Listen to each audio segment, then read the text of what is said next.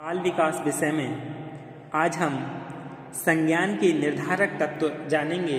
इससे पहले हमने संज्ञान के बारे में जाना, फिर संज्ञानात्मक संगठन के बारे में जाना। अब संज्ञान के जो निर्धारक तत्व हैं, डिटर्मिनेट्स ऑफ कॉग्निशन, इनके बारे में जानेंगे कि इसके क्या निर्धारक तत्व हैं। तो इसके निर्धारक तत्व यानी सब चार हैं, जैसे भौतिक एवं सामाजिक पर्यावरण, आवश्यकता एवं लक्ष्य, शारीरिक संरचना और पूर्व अनुभव। तो सबसे पहले हम भौतिक एवं सामाजिक पर्यावरण यानी फिजिकल एंड सोशल एनवायरनमेंट के बारे में जान लें कि क्या है। व्यक्ति की संज्ञानात्मक क्रिया पर उसके भौतिक और सामाजिक पर्यावरण का महत्वपूर्ण प्रभाव पड़ता है। विभिन्न भौतिक एवं सामाजिक पर्यावरण के कारण ही विभिन्न व्यक्तियों की संज्ञानात्मक रचनाओं में अंतर उत्पन्न हो जाता है। पर्वतीय प्रदेशों में, जंगलों में, बड़े बड़े शहरों में, मैदानों में, रेगिस्तानों में रहने वालों, मध्य प्रदेश के आदिवासियों, नागाओं या मिजोरम के निवासियों आदि के संज्ञानों में उनके भौतिक पर्यावरण के फलस्वरूप अंतर पाया जाता है। यानी जो व्यक्ति जिस क्षेत्र में रहता है उसका संज्ञान पर प्रभाव पड़ता है। अपने भिन्न भिन्न प्रकार के पर्यावरण के कारण भी विभिन्न उद्दीपकों यानी स्टिमुलस का अलग अलग प्रकार से प्रत्यक्ष करते हैं। उद्दीपक तो जानते ही होंगे, यानी जो सामने क्रिया हो रही होती है उसको उद्दीपक कहते हैं। इसी प्रकार एक सामान्य भौतिक पर्यावरण के होते हुए भी विभिन्न जाति, संस्कृति, धर्म, वर्ग, सामाजिक स्थिति आदि के यानी जिस पद पर जो व्यक्ति है उन सब के अनुसार विभिन्न उद्दीपकों के प्रति विभिन्न व्यक्तियों का संज्ञान अलग अलग प्रकार से होता है। दूसरा है आवश्यकता एवं लक्ष्य। आवश्यकता एवं लक्ष्य, नीड एंड गोल्स, यानी ये भी प्रभाव डालता है संज्ञान पर। व्यक्ति के संज्ञान को प्रभावित करने वाला दूसरा और प्रमुख कारक है उसकी जरूरत और उसका जो लक्ष्य है। प्रत्येक व्यक्ति की अपनी कुछ ना कुछ जरूरतें होती हैं जिनको पूरा करने के लिए यह विभिन्न लक्ष्यों का निर्धारण करता है। व्यक्तियों के लक्ष्यों एवं आवश्यकताओं में भी वैयक्तिक भिन्नताएं पाई जाती हैं तथा लक्ष्य के समान होने पर भी विभिन्न व्यक्तियों के उस लक्ष्य प्राप्ति के साधनों में भी ये व्यक्तिगत विभिन्नताएं दिखलाई देती हैं। जैसे हम एक उदाहरण रूप में समझ लें कि आवश्यकता किसकी है? भूख की है। लक्ष्य क्या है हमारा? यानी हमें भूख है तो भूख की क्या है? आवश्यकता है। तो लक्ष्य क्या होगा हमारा? भोजन होगा। साधन क्या होगा? भोजन कैसे प्राप्त होगा? साधन क्या होगा? नौकरी होगा। और नौकरी, व्यापार, कृषि कार्य कुछ भी हो सकता है। आवश्यकता एवं लक्ष्य के वैयक्तिक भिन्नताओं के कारण भी व्यक्ति पर्यावरण की वस्तुओं को अपने विभिन्न ढंगों से प्रस्तुत करते हैं। जो भी वस्तु, विचार अथवा निर्णय व्यक्ति की आवश्यकताओं एवं लक्ष्य के अनुकूल होता है उसे वह सहज रूप से प्रत्यक्ष कर लेता है एवं प्रतिकूल को ग्रहण करने की चेष्टा नहीं करता है। जो चीज़ उसके प्रतिकूल है उसकी वह ग्रहण करने की, एक्सेप्ट करने की चाह नहीं करता है। चाह यानी चेष्टा। फिर है शारीरिक संरचना यानी फिजिक्यू। व्यक्ति के संज्ञान को प्रभावित करने में शारीरिक संरचना का महत्वपूर्ण स्थान है। प्रत्येक व्यक्ति की शारीरिक संरचना विशिष्ट प्रकार की और अन्य व्यक्तियों से भिन्न होती है। शारीरिक संरचना यानी फिजिकल जो स्ट्रक्चर है प्रत्येक व्यक्ति का अलग अलग होता है। यानी कोई शारीरिक मानसिक क्रियाओं में भी भिन्न होता है।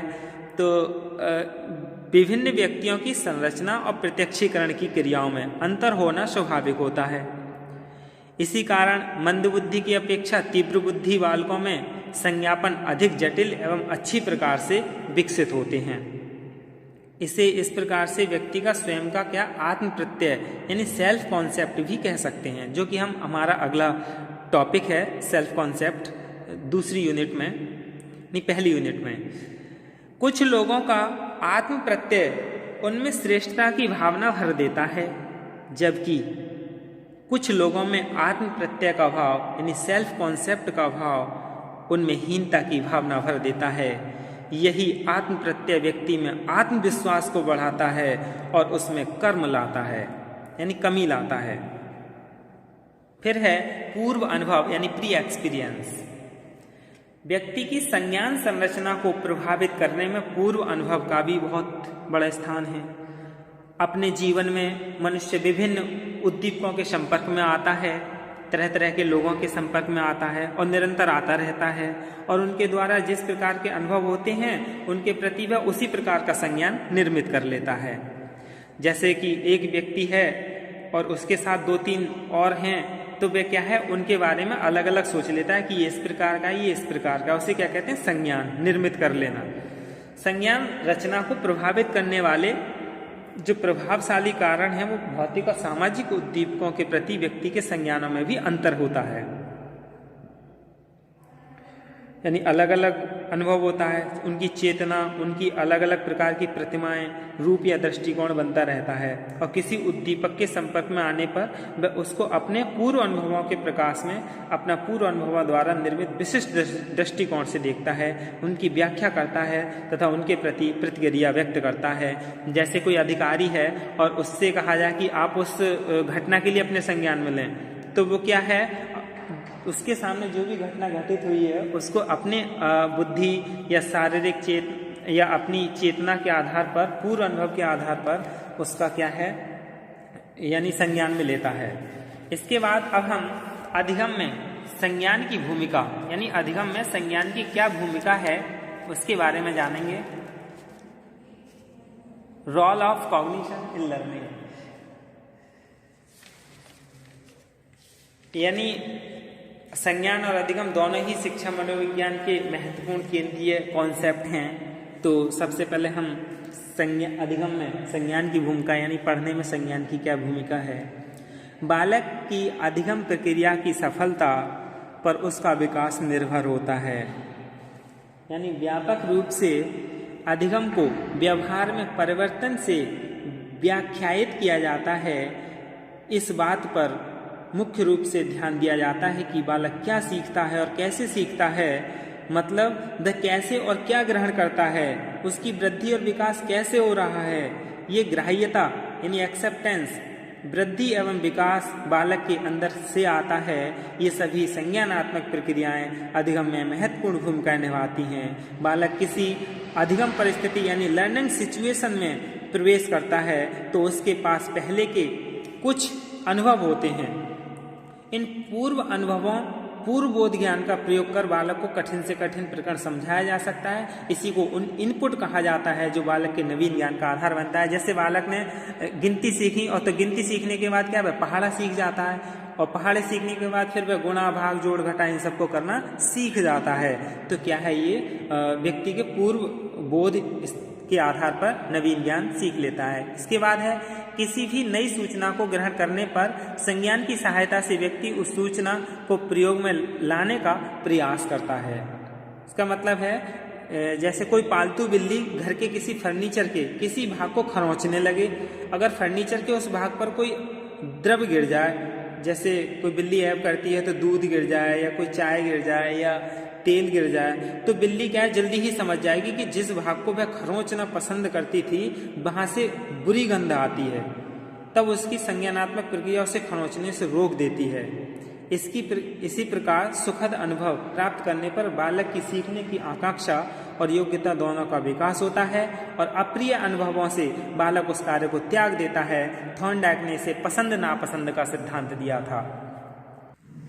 अधिगम और संज्ञान सभी के मस्तिष्क में होता है, परंतु कभी कभी इन दोनों को संबद्ध रिलेट करने के लिए निर्देशन एवं परामर्शन व विशेष प्रकार की सलाह की जरूरत होती है। इसका मतलब है कि अध्यापक बालक को अक्षर का उच्चारण सिखाता है, लिखना सिखाता है। जैसे जैसे विद्यार्थी प्रगति करता जाता है, वह लंबे तथा जटिल शब्दों को सीखता है और लिखता है, फिर धीरे धीरे वाक्य बनाने और स्वतंत्र रूप से लिखने में क्या है, प्रवीण हो जाता है। फिर है कुछ संज्ञानात्मक योग्यताएं अधिगम के परिप्रेक्ष्य में अत्यंत महत्वपूर्ण होती हैं। कैसे? क्रियाशील स्मृति यानी जो वर्किंग मेमोरी है, सीमित मात्रा में सूचनाओं को थोड़े समय तक सक्रिय रखती है।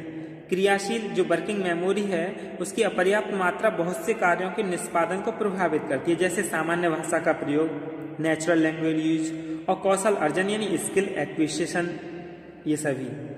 फिर अधिगम के परिप्रेक्ष्य में तर्क की योग्यता विशेष रूप से अपना महत्व रखती है।